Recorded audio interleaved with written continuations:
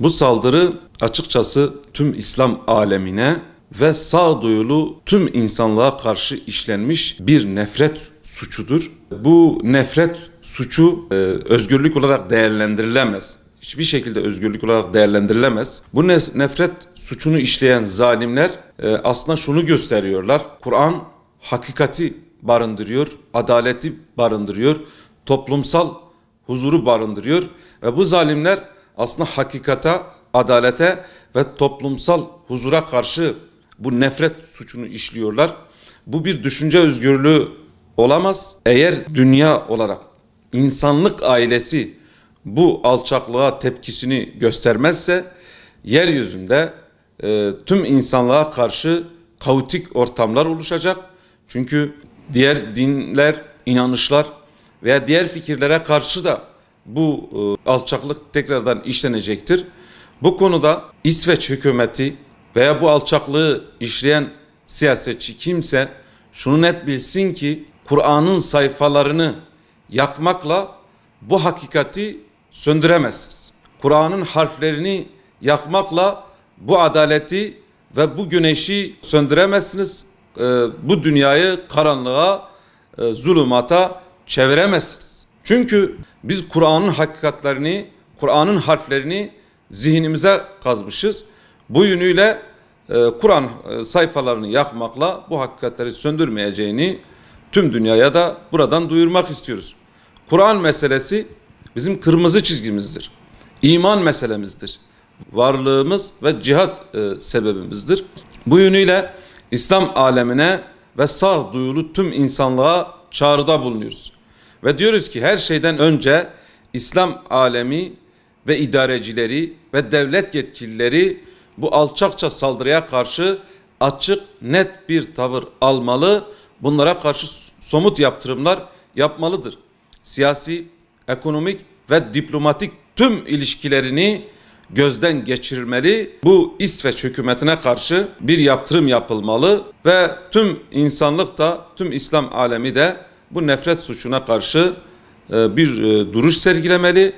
Bunlara karşı tepkisini net bir şekilde ortaya koymalıdır. Cenab-ı Allah yaratandır. Bütün insanlığın kurtuluş reçetesini de Kur'an-ı Kerim'de Müslümanlara, insanlığa sunmuştur.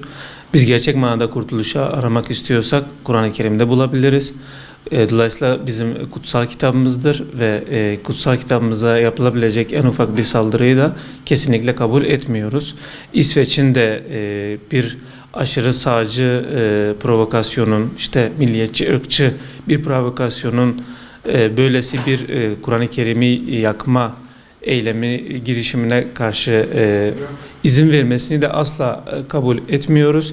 Yetkililerin, ilgili makamların bu konuda gerekli girişimlerde bulunarak bunu engellemeye dönük adımlar atması gerekir. Kaldı ki Batı'da biz İslam'ın, Müslümanlığın her geçen gün yaygınlaştığını da görüyoruz. Aslında bir anlamda İslamofobi ile Müslümanlığa yönelik olan o ilginin, alakanın da kaybedilmesi noktasında bir sürü projeler, programlar yürütülüyor.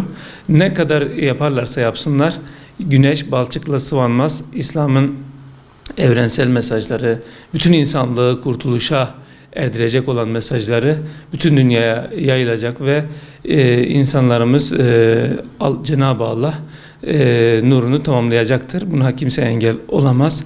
Bu anlamda da yüce dinimiz İslam'ın